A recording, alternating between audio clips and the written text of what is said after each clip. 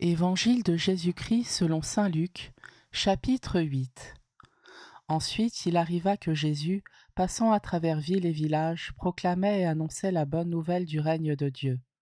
Les 12 l'accompagnaient, ainsi que des femmes qui avaient été guéries de maladies et d'esprits mauvais, Marie appelée Madeleine, de laquelle étaient sortis 7 démons, Jeanne, femme de Cousin, intendant d'Hérode, Suzanne et beaucoup d'autres qui les servaient en prenant sur leurs ressources.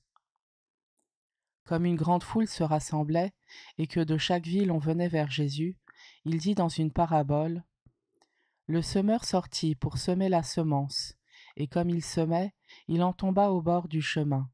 Les passants la piétinèrent, et les oiseaux du ciel mangèrent tout. Il en tomba aussi dans les pierres. Elle poussa et elle sécha parce qu'elle n'avait pas d'humidité. Il en tomba aussi au milieu des ronces, et les ronces en poussant avec elle l'étouffèrent. Il en tomba enfin dans la bonne terre, elle poussa et elle donna du fruit au centuple. Disant cela, il éleva la voix : Celui qui a des oreilles pour entendre, qu'il entende. Ses disciples lui demandaient ce que signifiait cette parabole.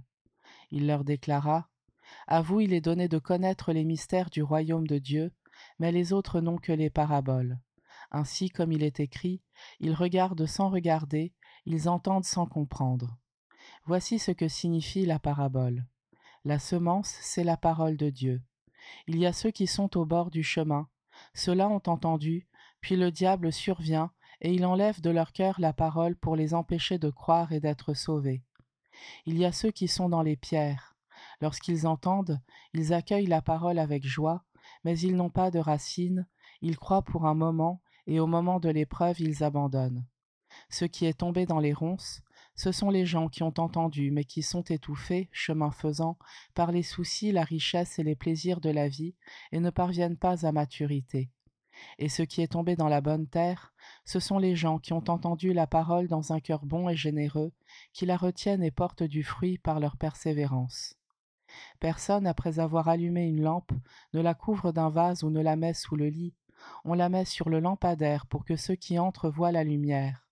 Car rien n'est caché qui ne doive paraître au grand jour, rien n'est secret qui ne doive être connu et venir au grand jour. Faites attention à la manière dont vous écoutez, car à celui qui a on donnera, et à celui qui n'a pas, même ce qu'il croit avoir sera enlevé. La mère et les frères de Jésus vinrent le trouver, mais ils ne pouvaient pas arriver jusqu'à lui à cause de la foule. On le lui fit savoir : Ta mère et tes frères sont là dehors, qui veulent te voir. Il leur répondit : Ma mère et mes frères sont ceux qui écoutent la parole de Dieu et la mettent en pratique. Un jour, Jésus monta dans une barque avec ses disciples et il leur dit : Passons sur l'autre rive du lac. Et ils gagnèrent le large. Pendant qu'ils naviguaient, Jésus s'endormit. Une tempête s'abattit sur le lac.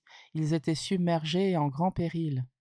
Les disciples s'approchèrent et le réveillèrent en disant : Maître, Maître, nous sommes perdus. Et lui, se réveillant, menaça le vent et les flots agités. Ils s'apaisèrent et le calme se fit. Alors Jésus leur dit : Où est votre foi ? Remplis de crainte, ils furent saisis d'étonnement et se disaient entre eux : Qui est-il donc celui-ci pour qu'il commande même aux vents et aux flots et que ceux-ci lui obéissent ? Ils abordèrent au pays des Géraséniens, qui est en face de la Galilée. Comme Jésus descendait à terre, un homme de la ville qui était possédé par des démons vint à sa rencontre. Depuis assez longtemps, il ne mettait pas de vêtements et n'habitait pas dans une maison, mais dans les tombeaux. Voyant Jésus, il poussa des cris, tomba à ses pieds et dit d'une voix forte : Que me veux-tu, Jésus, fils du Dieu Très-Haut ? Je t'en prie, ne me tourmente pas. En effet, Jésus commandait à l'esprit impur de sortir de cet homme, car l'esprit s'était emparé de lui bien des fois. On le gardait alors lié par des chaînes, avec des entraves aux pieds, mais il rompait ses liens, et le démon l'entraînait vers les endroits déserts. Jésus lui demanda : Quel est ton nom ? Il répondit : Légion. En effet, beaucoup de démons étaient entrés en lui. Et ces démons suppliaient Jésus de ne pas leur ordonner de s'en aller dans l'abîme. Or, il y avait là un troupeau de porcs assez important qui cherchait sa nourriture sur la colline. Les démons supplièrent Jésus de leur permettre d'entrer dans ces porcs, et il le leur permit. Ils sortirent de l'homme, et ils entrèrent dans les porcs. Du haut de la falaise, le troupeau se précipita dans le lac et s'y noya. Voyant ce qui s'était passé, les gardiens du troupeau prirent la fuite, ils annoncèrent la nouvelle dans la ville et dans la campagne, et les gens sortirent pour voir ce qui s'était passé. Arrivés auprès de Jésus, ils trouvèrent l'homme que les démons avaient quitté. Il était assis, habillé et revenu à la raison aux pieds de Jésus, et ils furent saisis de crainte. Ceux qui avaient vu leur rapportèrent comment le possédé avait été sauvé. Alors toute la population du territoire des Géraséniens demanda à Jésus de partir de chez eux, parce qu'ils étaient en proie à une grande crainte. Jésus remonta dans la barque et s'en retourna. L'homme que les démons avaient quitté lui demandait de pouvoir être avec lui, mais Jésus le renvoya en disant « Retourne chez toi et raconte tout ce que Dieu a fait pour toi. » Alors cet homme partit proclamer dans la ville entière tout ce que Jésus avait fait pour lui.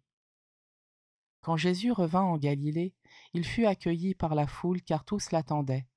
Et voici qu'arriva un homme du nom de Jaïr. C'était le chef de la synagogue. Tombant aux pieds de Jésus, il le suppliait de venir dans sa maison, parce qu'il avait une fille unique d'environ 12 ans qui se mourait. Et tandis que Jésus s'y rendait, les foules le pressaient au point de l'étouffer. Or une femme qui avait des pertes de sang depuis 12 ans, et qui avait dépensé tous ses biens chez les médecins sans que personne n'ait pu la guérir, s'approcha de lui par derrière et toucha la frange de son vêtement. À l'instant même, sa perte de sang s'arrêta. Mais Jésus dit « Qui m'a touché ?»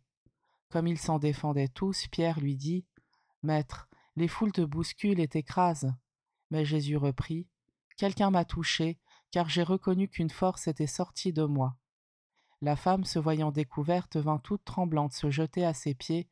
Elle raconta devant tout le peuple pourquoi elle l'avait touché et comment elle avait été guérie à l'instant même. Jésus lui dit « Ma fille, ta foi t'a sauvée, va en paix. » Comme il parlait encore, quelqu'un arrive de la maison de Jaïr, le chef de synagogue, pour dire à celui-ci « Ta fille est morte, ne dérange plus le maître. » Jésus, qui avait entendu, lui déclara « Ne crains pas, crois seulement et elle sera sauvée. » En arrivant à la maison, il ne laissa personne entrer avec lui sauf Pierre, Jean et Jacques, ainsi que le père de l'enfant et sa mère. Tous la pleuraient en se frappant la poitrine, mais Jésus dit « Ne pleurez pas, elle n'est pas morte, elle dort. » Mais on se moquait de lui, sachant qu'elle venait de mourir. Alors il lui saisit la main et dit d'une voix forte « Mon enfant, éveille-toi. » L'esprit lui revint, et à l'instant même elle se leva. Alors Jésus ordonna de lui donner à manger. Ses parents furent frappés de stupeur. Quant à Jésus, il leur commanda de ne dire à personne ce qui était arrivé.